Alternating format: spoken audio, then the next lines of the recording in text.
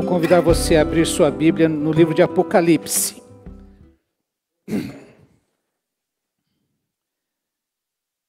Existe vou chamar de uma tradição mais recente, nas igrejas históricas ou tradicionais, de você estudar a Bíblia de maneira sequencial. Você vai acompanhando versículo após versículo.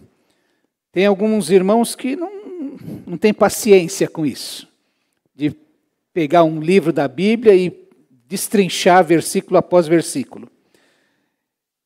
Mas é uma forma muito poderosa da gente começar a conhecer melhor a Bíblia. Recentemente alguém até me perguntou como é que eu devo fazer para estudar a Bíblia. Eu preciso até dar uma resposta bem consistente de como fazer isso. Mas eu quero lembrar aos irmãos que nós estamos no Apocalipse. Semana passada nós pensamos no primeiro capítulo, tiramos algumas lições importantes a respeito da palavra de Jesus que diz: sou aquele que vive, como ele se apresenta e como é importante que a gente tenha um relacionamento com Deus, que de fato seja com um Deus vivo, não com um Deus, uma ideia, não simplesmente como uma doutrina, não simplesmente com aquilo que ouvimos alguém falar, mas o Deus que se relaciona conosco, o Deus que é um ser vivo com o qual nós temos um relacionamento. É esse Jesus que se apresenta no livro de Apocalipse e que João registra que ele é aquele que caminha no meio da igreja. Eu quero convidar você, agora nós vamos pensar aqui na primeira carta que é escrita à igreja de Éfeso, a partir do capítulo 2, do verso 1 até o 7, que diz assim: ao anjo da igreja em Éfeso escreva: estas são as palavras daquele que tem as 7 estrelas em sua mão direita e anda entre os 7 candelabros de ouro. Conheço as suas obras, o seu trabalho árduo e a sua perseverança. Sei que você não pode tolerar homens maus, que pôs à prova os que dizem ser apóstolos, mas não são, e descobriu que eles eram impostores. Você tem perseverado e suportado os sofrimentos por causa do meu nome e não tem desfalecido. Contra você, porém, tenho isto: você abandonou o seu primeiro amor. Lembre-se de onde caiu. Arrependa-se e pratique as obras que praticava no princípio. Se não se arrepender, virei a você e tirarei o seu candelabro do lugar dele. Mas há uma coisa a seu favor: você odeia as práticas dos nicolaítas, como eu também as odeio. Aquele que tem ouvidos, ouça o que o Espírito diz às igrejas. Ao vencedor darei o direito de comer da árvore da vida que está no paraíso de Deus. Amém? Vamos orar mais uma vez. Pai querido, ministra a tua palavra em nosso coração. Cuida da nossa mente, do nosso coração, da nossa razão, das nossas emoções e nos conduz, ó Deus, ao centro da tua vontade. Nós te pedimos isso no nome precioso do Senhor Jesus. Amém, ó Deus. Meus irmãos, falar do Apocalipse é sempre um pouco, vou chamar, interessante, porque as pessoas gostam de enxergar o Apocalipse primeiro como uma revelação, sempre a respeito do futuro, e sempre achando que há algo de diferente, algo de inusitado, algo de um segredo que eu preciso compreender. Eu quero dizer a você que nós vamos estudar essas cartas do Apocalipse pensando não nesse aspecto, porque ao longo da história da cristandade, alguém já compreendeu que de estudar as cartas do Apocalipse como se elas fossem... Está ruim mesmo?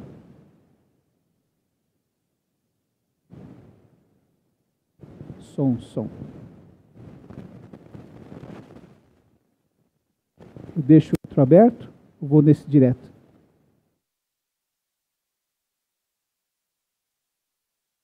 Som.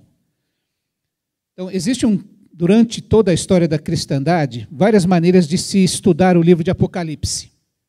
Uma delas é você imaginar que cada igreja que vai ser dita aqui nos capítulo 2 e 3 de Apocalipse, foram igrejas que aconteceram, ou períodos da história da igreja.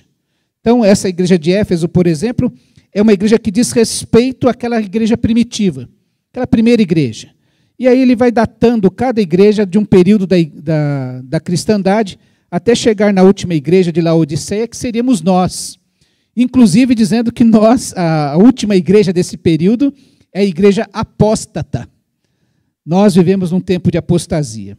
Existe também uma maneira de se entender estas cartas, que se chama tipológica, em que cada igreja representa um tipo de igreja. E nós mesmos podemos ser uma dessas aqui, uma igreja que tipifica um momento que a igreja vive, um momento que esta igreja em particular vive. Existe a interpretação simbólica, as 7 igrejas podem ser vistas como símbolos da igreja universal, onde se revela as suas fraquezas, suas forças e os seus desafios. E, inclusive, uma maneira de se entender que este texto todo é um texto literal. Ele foi escrito para igrejas que existiram de fato e que enfrentavam aqueles problemas de fato, e tem a ver com elas. E delas nós podemos tirar algumas lições para nós. Eu quero dizer que nós vamos caminhar nesse sentido, de ter uma interpretação mais literal, menos simbólica, menos historicista, para poder entender o que foi que Deus disse para aquela igreja, para termos o sentido que isso tem a ver conosco. Quando a gente busca o significado do texto bíblico, nós queremos entender o que foi que João, que escreveu este livro, quis dizer para aqueles irmãos que estavam em Éfeso naquele período, mais ou menos no ano 90 da era cristã. Então João quis dizer aquilo para aqueles irmãos, ótimo. Agora, que sentido isto faz para nós, 2000 anos depois? Nós vamos encontrar algumas semelhanças que aquela igreja de Éfeso, uma cidade tão diferente da nossa, viveram e que tem sentido para nós hoje. Nós precisamos compreender dessa maneira. Quando a gente pensa no livro dessa maneira, que nós queremos estudá-lo, nós vamos perder um pouco essa ideia meio mágica do livro, que tem um negócio diferente por trás, parece uma cabala. Alguns pegam um livro de Apocalipse e parece uma cabala, né? Nós não vamos pensar dessa maneira. Eu queria que a gente olhasse o texto bíblico de uma maneira muito simples e, nesse caso, mais literal.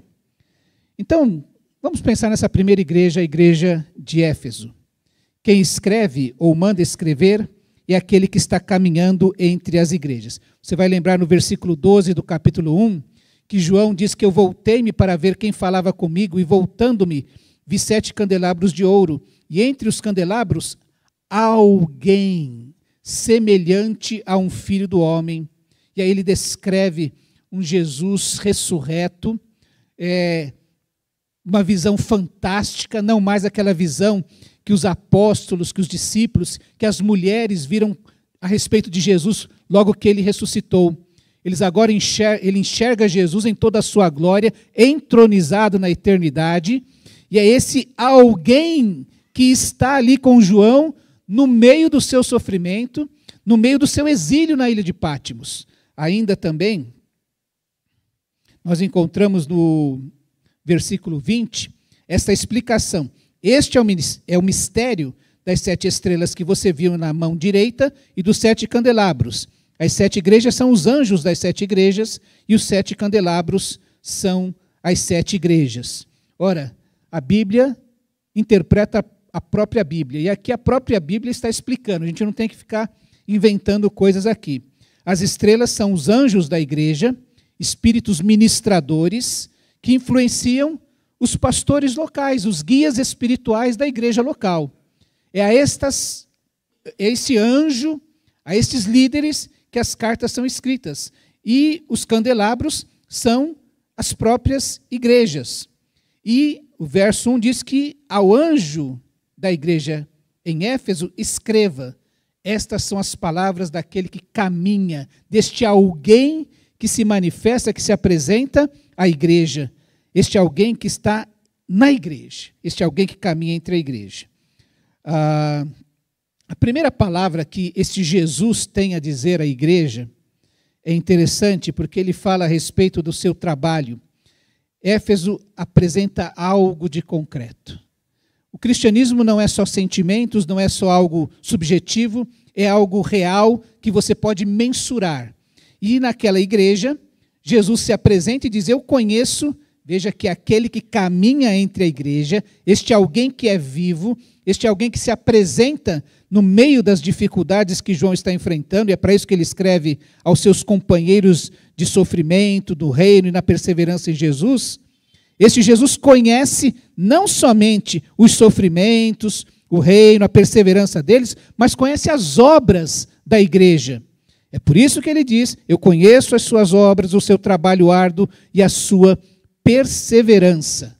Jesus conhece esses aspectos do trabalho de cada um de nós e da igreja como um todo. É verdade que ele reconhece na vida da igreja o seu compromisso com a pureza. No verso 2 ainda, ele diz assim: sei que você não pode tolerar homens maus, que pôs à prova os que dizem ser apóstolos, mas não são, e descobriu que eles eram impostores. Ainda no verso 6, ele diz que uma coisa a favor daquela igreja, que você odeia as práticas dos nicolaítas, como eu também as odeio. A igreja de Éfeso era uma igreja que tinha um compromisso, não apenas com o trabalho, mas também com a pureza. Por isso, a sua resistência a estes homens maus que fraudam o apostolado. João está falando, Jesus está falando de pessoas que percorriam aquele período falando em nome de Jesus, mas sem terem sido enviados por Jesus a falar em seu nome. Fraudar significa enganar, iludir ou burlar alguém através de astúcia, com falsidade, para tirar vantagem sobre este outro alguém. E lembre-se que a gente já viu aqui a respeito daquelas frases que foram importantes na igreja do primeiro século, que falavam a respeito da crença da igreja.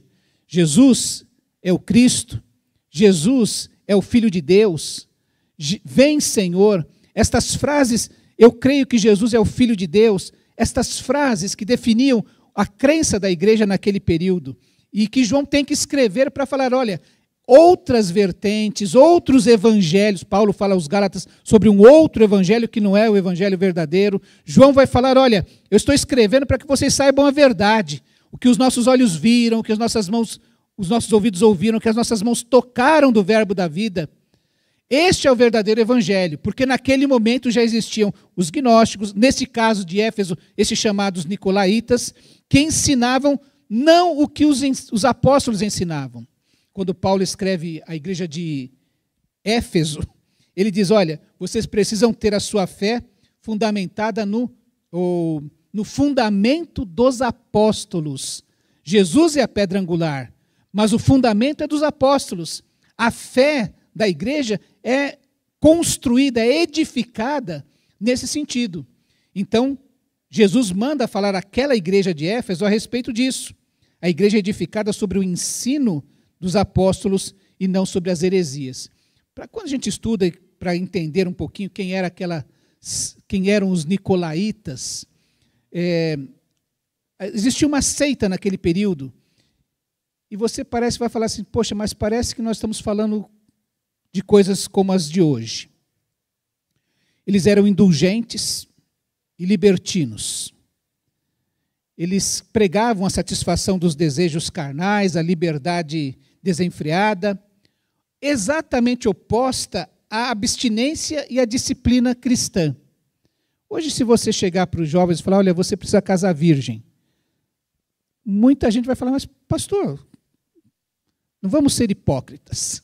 Todo mundo faz. Mas já naquele tempo eles faziam isso. Eles falavam sobre não ter nenhuma dificuldade de você se alimentar com os alimentos sacrificados aos ídolos, que foi uma questão que a igreja primitiva questionou, discutiu, precisou pensar a respeito daquilo e colocar um um divisor de águas de como é que você vai se comportar numa sociedade pagã, numa sociedade tão politeísta, quando você afirma que só tem um Deus. Como é que você vai se relacionar com as coisas que são dedicadas a esses ídolos? Já estavam pensando nisso há 2000 anos. Ou na prostituição, como nós falamos. Eles incentivavam a prostituição, buscando combinar práticas pagãs com o cristianismo. Isso era comum você ver naquele tempo. Você pode pensar que Jesus está falando com aquela igreja, lembrando para nós também algumas verdades sobre isso. Ele fala no verso 2 que você aprendeu a não tolerar esses homens maus, isso tem a ver com os nicolaítas, a buscar a pureza, se afastando desses ensinos errados que esses falsos apóstolos tinham. E no verso 3 ele vai dizer, você tem perseverado e suportado os sofrimentos por causa do meu nome e não tem desfalecido.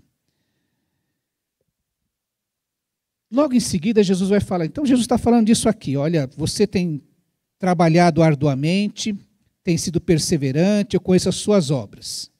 Você tem posto à prova esses apóstolos, esses falsos apóstolos, que se apresentam falando que estão falando em nome de Jesus, falando em nome do Evangelho, mas eles são falsos, porque o ensino deles contradiz o ensino dos apóstolos, que é o fundamento da igreja.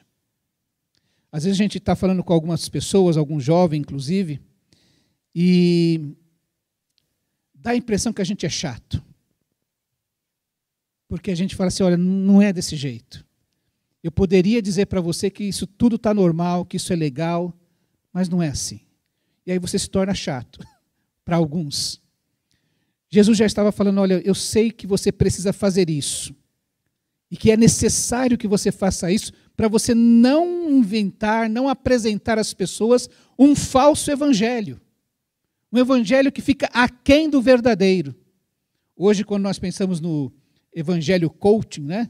Nós imaginamos exatamente esta verdade. Se a teologia da prosperidade fazia promessas que iam além do evangelho, prometendo prosperidade para quem aceitasse a Jesus, vem ser filho de Deus e ter todas as coisas boas deste mundo, o evangelho coach fica aquém do evangelho, né? Você não precisa de Deus na sua vida, você não precisa de Jesus na sua vida.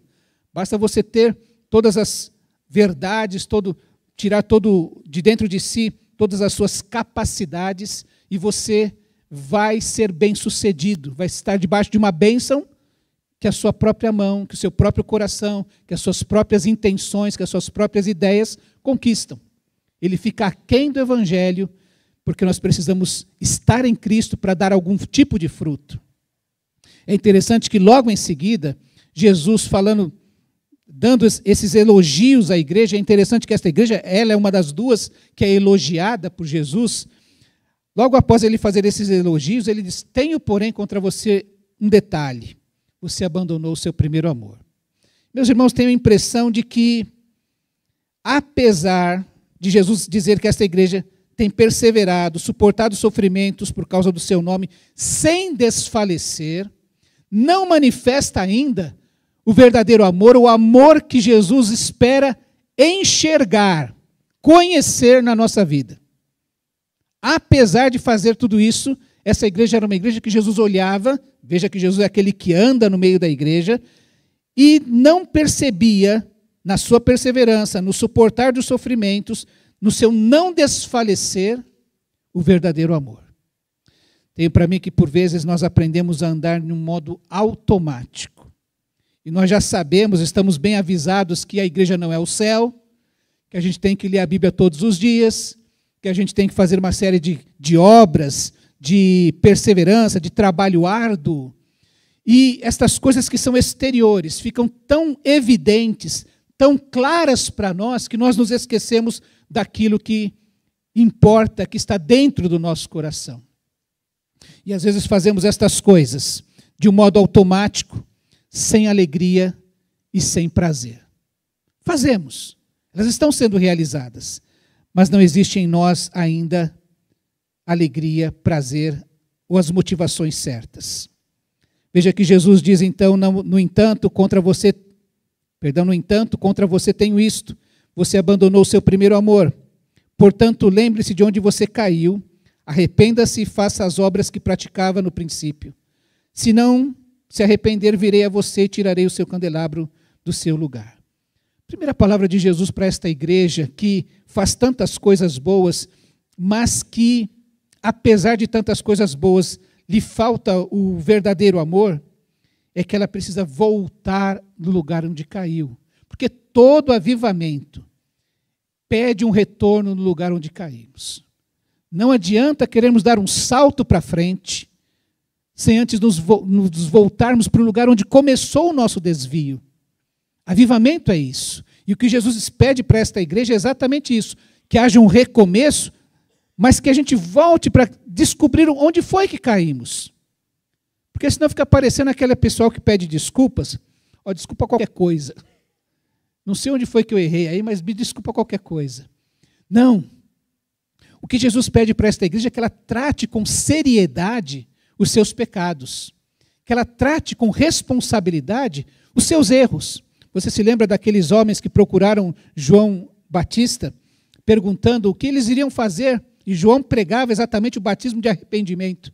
E diante disso, João responde para cada um especificamente: olha, você que tem 2 capas, ajude quem não tem nenhuma. Você que é soldado, tem que agir dessa maneira. Você que é cobrador de impostos, tem que agir da maneira correta.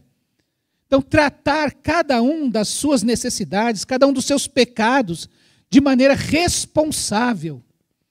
Arrependa-se, lembra onde você caiu. Porque se você não lembrar onde você caiu, é muito provável que você caia novamente, sem nem perceber que caiu. É por isso que o sábio vai dizendo que, olha, o caminho do justo é como a luz da aurora. Ele vai brilhando cada vez mais até se tornar dia perfeito. O ímpio, ele nem sabe onde caiu. Ele não percebe que há pecado. Você se lembra da sua vida antes de Jesus? Você fazia um monte de coisas que você achava até que eram legais.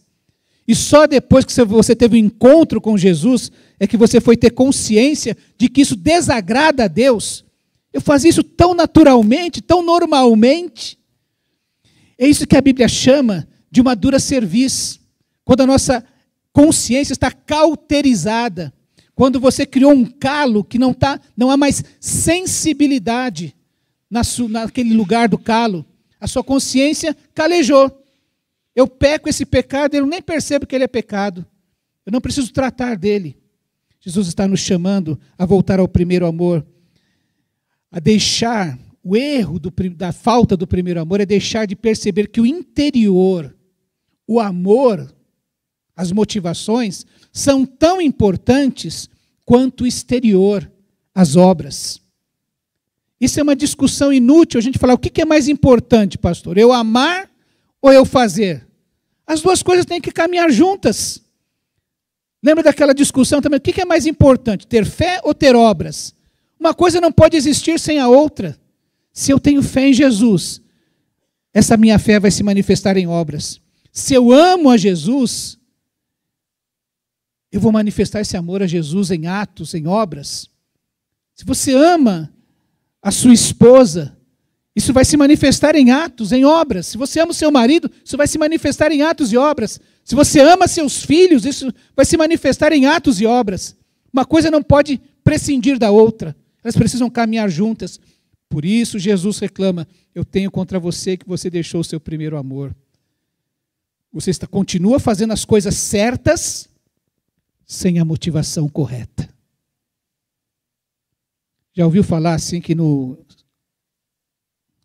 antigamente falava que no Carandiru, né? Mas na penitenciária tem um monte de gente que tinha um monte de intenções boas, mas que fazia as coisas erradas. A intenção foi boa, mas fez tudo errado. Às vezes você também faz coisas certas sem as intenções corretas. Tem um filósofo que fala sobre aquela pessoa que foi pega em flagrante ato de furto. Ela roubou algo. Mas como ela foi pega, ela resolveu devolver. Mas ela devolveu porque ela foi pega. Ela fez o certo, mas não porque ela tivesse consciência de que tinha roubado de alguém. Estou devolvendo porque eu fui pego. Certa ocasião, uma jovem me procurou para contar que tinha um grande problema na sua vida. pai dela, havia pego ela dentro do carro, namorando um rapaz que o pai já tinha proibido ela de namorar. E você sabe como é que é o diabo, né? O diabo ajuda a fazer, mas não ajuda a esconder. E eles estavam dentro do carro, namorando e tal, e o pai passou naquele lugar, naquela hora, e pegou os dois lá. E aí ela me procurou rapidamente, porque ia dar problema. E ela fazia direito. Me lembro dessa história até hoje. E ela contou tudo. Não, pastor, mas... Aí eu falei para ele, eu contei tudo. Quanto tempo fazia que a gente estava enganando ele, que a gente estava namorando escondido, não sei o quê. Contei tudo. Falei, ótimo, você foi sincera. Só que nesse caso não é um atenuante. É um agravante. Ela contou tudo porque foi pega. Né? Fez o certo. Agora eu fui sincera com meu pai. Mas não porque ela tivesse consciência de que estava enganando, desobedecendo, coisa parecida. Mas porque foi pega. Então tem vezes, irmãos, que nós fazemos a coisa certa não pelas motivações corretas. E às vezes estamos fazendo coisas ao Senhor. As coisas certas. Porque Jesus não diz que, olha, eu não quero as suas obras, não quero o seu trabalho, não quero a sua perseverança, eu não quero o seu sofrimento, eu não quero você sendo persistente diante do sofrimento. Jesus não está criticando isso. Mas ele fala, olha, ele falta amor. Se você está fazendo isso somente de maneira automática, isso não vai ser relevante diante do Senhor. Você deixou de ser movido pelo verdadeiro amor, pelo relacionamento com Deus. Meus irmãos, quanta coisa na nossa vida, o nosso relacionamento com Deus deixou de ser relevante para simplesmente fazer parte da nossa agenda como uma obrigação. A gente deixou de ser movido pelo amor a Deus. E deixando de ser movido pelo amor a Deus, chegamos a algumas conclusões, por exemplo, que Deus não me faz mais feliz. Aquela igreja, como nós vimos, um período de muita perseguição, precisava ser movida por amor a Deus, porque senão as perseguições iam dizer que Deus não nos ama. Você vai lembrar que aquele grupo a quem o escritor aos Hebreus escreveu, estava começando a pensar dessa maneira. Antes de eu aceitar a Jesus, de ir pelo caminho de Cristo, estava tudo tão bom na minha vida. Agora eu estou sendo perseguido, perdendo coisas, perdendo a minha vida por causa do cristianismo. E alguns começaram a pensar em voltar atrás, em apostatar da fé. E o escritor aos Hebreus escreve exatamente para impedi-los de fazer isso. Isso seria loucura. Você precisa ser motivado pelo amor. E aí, lembra que o escritor aos Hebreus vai falando, olha, quem é este Jesus em que você creu? Ele é por quem o Pai tem falado, ele é maior que os apóstolos, que os sacerdotes, que Moisés, que a lei, que tudo mais. Ele é o sumo sacerdote, ele é a oferta perfeita, ele é aquele que se ofertou. Então nós precisamos ter a motivação correta, porque senão vamos desfalecer no meio do caminho. Ou podemos fazer coisas sem o verdadeiro amor dedicado a Deus. Jesus nos chama a atenção para voltar às primeiras obras. Lembra-te de onde caiu, arrependa-se e pratique as obras que praticava no princípio. Eu queria aqui, rapidamente, que a gente pensasse quem era esta igreja de Éfeso. Esta igreja de Éfeso foi a igreja a quem foi escrita aquela carta do apóstolo Paulo, os Efésios. Esta igreja foi a igreja onde Paulo mais tempo ministrou, onde nós temos informações. Quando nós voltamos para o capítulo 19 e 20 do livro de Atos, encontramos ali o tempo que Paulo, entre a sua segunda e terceira viagem missionária, conta a história da sua estadia ali, no capítulo 19, conta sobre a estadia de Paulo em Éfeso. Em primeiro lugar, eu quero olhar para esse texto para a gente pensar assim, o que foi que aqueles crentes de Éfeso praticavam que Jesus, naquele momento, podia lembrá-los e falar, olha, lembra daquilo como você praticava aquilo. E volta a praticar as mesmas coisas. Lá no livro de Atos, capítulo 19, em primeiro lugar, depois você lê em casa com calma todo o capítulo 19, e o tempo vai... E lembra que o capítulo 19 conta a história de quase 3 anos que Paulo ficou ali em Éfeso. Em primeiro lugar, eles tinham uma avidez pela verdade. Ao ouvirem o Evangelho, lhes foi informado se eles já tinham ouvido falar do Espírito Santo. Vocês receberam o Espírito Santo quando creram? E eles disseram, nós nem sequer ouvimos falar que existe o Espírito Santo. E aí Paulo, então, explica a eles, prega, fala o que significava, e eles, compreendendo, recebem o Senhor Jesus como seu Salvador e são batizados em nome de Jesus. Lembra que nós aprendemos a fórmula batismal, creio que Jesus é o Filho de Deus. Então Paulo tem que apresentar àqueles homens quem é Jesus, para que eles entendam de fato que Jesus enviou o Espírito Santo e possam ser batizados em nome do Senhor Jesus. Paulo lhes ensina, eles aprendem e imediatamente eles desejam aquilo que está sendo ensinado a eles. Queremos esse Jesus, queremos este Espírito Santo que Jesus mandou, queremos ser batizados em nome de Jesus, porque eles estavam ávidos pela verdade. Logo em seguida, Paulo continua pregando então, naquela mesma cidade, todos os sábados, durante 3 meses, na sinagoga. Isso era uma estratégia de Paulo, porque ele sabia que na sinagoga ele poderia falar sobre várias coisas que já eram comum para aquelas pessoas. Quando ele falasse assim, olha, lá o profeta Isaías disse isso, as pessoas que estavam na sinagoga sabiam quem era Isaías. Fora dali, em Éfeso, que era uma cidade da Galácia, eles não saberiam quem era aquilo, teria que explicar. Então ele primeiro vai nos lugares onde ele pode encontrar pessoas que já têm algum entendimento do que ele está falando. Então vou lá a Isaías, vou falar, esse aqui, o servo sofredor, a mesma pregação que Filipe fez para o eunuco, Paulo podia fazer para eles. Durante 3 meses ele prega na sinagoga. Alguns creem, outros rejeitam, e então ele começa a ensinar durante 2 anos, diariamente, não uma vez por semana, mas diariamente, na escola de Tirano. Era um povo que estava ávido pela verdade. Você já pensou, se nós pudéssemos abrir a igreja todos os dias, para ter uma escola bíblica todos os dias? Todos os dias, das 7 às 9, 2 horas por dia, pode vir que vai ter estudo aqui. E nós vamos aprender. Era um povo que estava ávido pela verdade, que experimentou o conhecimento da verdade. Segundo lugar, eles tiveram uma vida intensa. Irmãos, deve ser muito chato uma vida modorrenta, uma vida cristã modorrenta.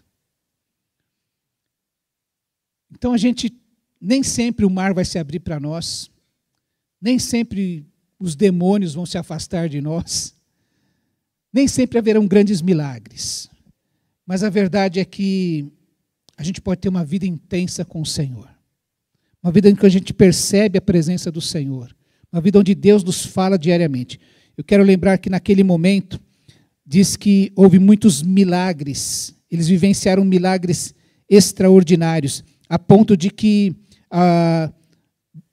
de levarem os lenços de Paulo, pessoas eram curadas, os enfermos eram curados, os espíritos malignos foram expulsos.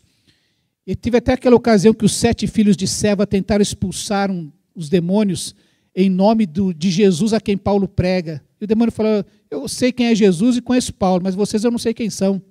E deu uma surra neles. A verdade, meus irmãos, quando nós pensamos assim, olha, a incredulidade, a falta de fé, a angústia, a depressão, esses males que vão dominando, tomando conta do nosso coração, são essas brechas onde o inimigo toma conta da nossa vida. Ele não está falando com outra voz, grosso na nossa vida, mas está fazendo um baile na nossa vida. E nós precisamos ter contato com o Senhor Jesus exatamente para que nós sejamos libertos destas coisas, pelo poder que há no Evangelho de Jesus. Naquele momento, Lucas registra que muitas coisas aconteceram de extraordinárias.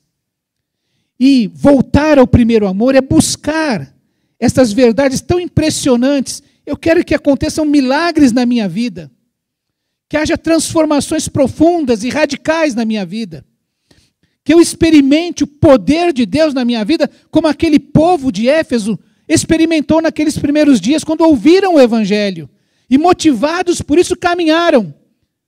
Se eles tinham uma vida intensa, eles experimentaram um profundo sentimento de arrependimento, frutos de arrependimento. A história daqueles homens, quando eles começaram a abandonar as suas práticas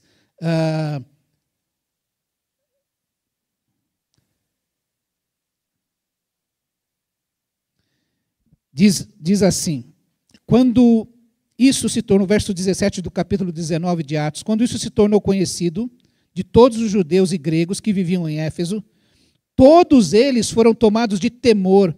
O nome do Senhor Jesus era engrandecido. Muitos dos que creram vinham e confessavam e declaravam abertamente as suas obras más.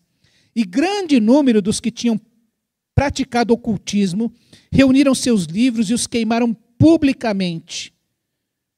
Calculado o valor total, este chegou a 50.000 dracmas. Dessa maneira, a palavra do Senhor muito se difundia e se fortalecia. Frutos de arrependimento. Lembra que não basta amar, é preciso ter obras. E o que aconteceu naquele momento é que aqueles crentes de Éfeso, movidos por aquilo que estavam experimentando do Senhor, foram tomados de temor, creram, confessaram e declararam suas obras más. Lembra que a gente precisa voltar onde caiu para poder caminhar? E às vezes a gente quer aceitar Jesus e continuar vivendo a nossa vida dos mesmos valores, com os mesmos prazeres. E o que o Evangelho nos pede é que a gente volte para onde caiu, volte onde descobriu que, meu Deus, tudo isso que eu estava vivendo era pecado, eu não tinha consciência. E caia diante do Senhor e fale, Senhor, tem misericórdia de mim, me perdoa. Como Paulo fala, Deus sabe que eu fiz na minha ignorância, pratiquei estas coisas erradas. Deus não leva em conta esse tempo, mas você precisa confessá-los. Deus não vai lançar em seu rosto, mas você precisa confessar, para você poder abandonar, para você poder reconhecer que é um erro, senão a gente vai continuar cometendo os mesmos erros constantemente. Há uma rejeição às suas más obras e uma rejeição ao domínio de Mamon. 50.000 dracmas é uma fortuna. Tanto é que depois eles vêm brigar com Paulo, porque, olha, a nossa cidade gira em torno do culto a Artemis, uma deusa da fertilidade, da virgindade. E a gente vende estátuas, moedas aqui, a nossa economia gira em torno disso. Você está atrapalhando, porque agora as pessoas estão sendo honestas, estão abandonando essas práticas. Mas aquele povo, chegou uma hora que eles falaram, meu Senhor, o Senhor do meu coração, o Senhor do meu bolso é Jesus. Eu não vou mais praticar essas coisas. E a economia da cidade vai quebrar. Aí é um outro problema, porque o Senhor da minha vida é Jesus. E por fim, meus irmãos, aquele povo foi um povo que viveu motivado pela esperança. Nós hoje temos uma dificuldade de falar sobre o céu, porque parece que todas as coisas que nós temos conseguido vão nos levando para uma longevidade maior.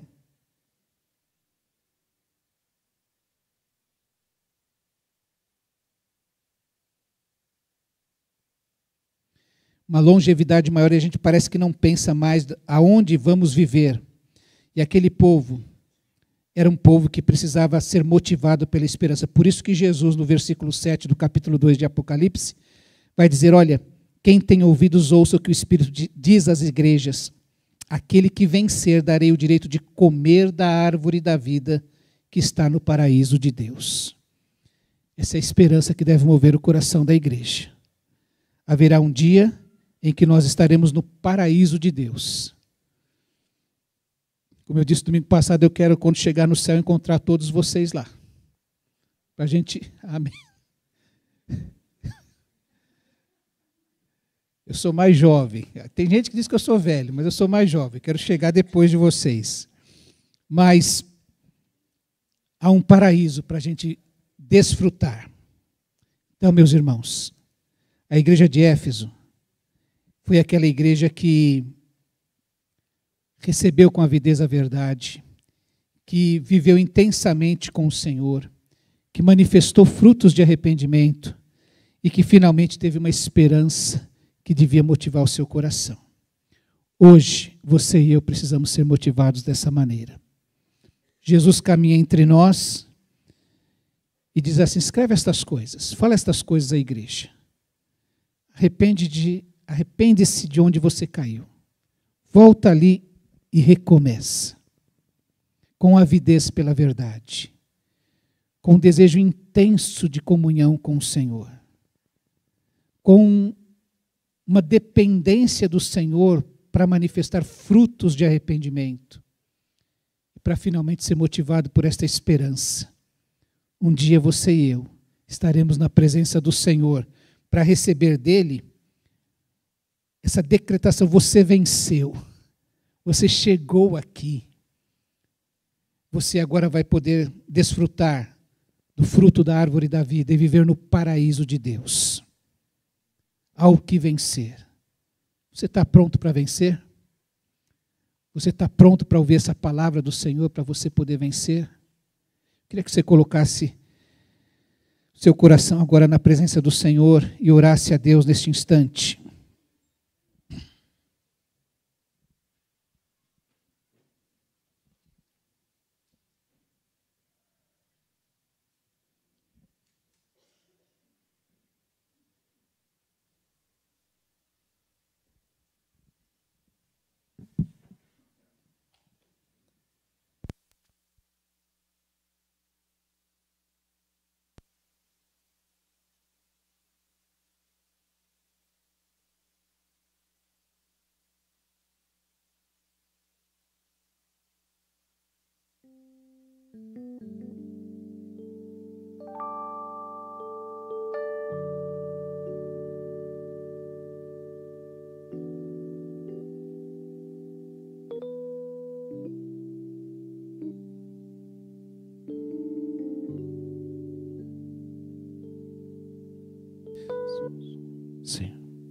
Senhor Jesus, nós ouvimos as palavras que o Senhor disse e nós desejamos, ó Deus, voltar ao nosso primeiro amor,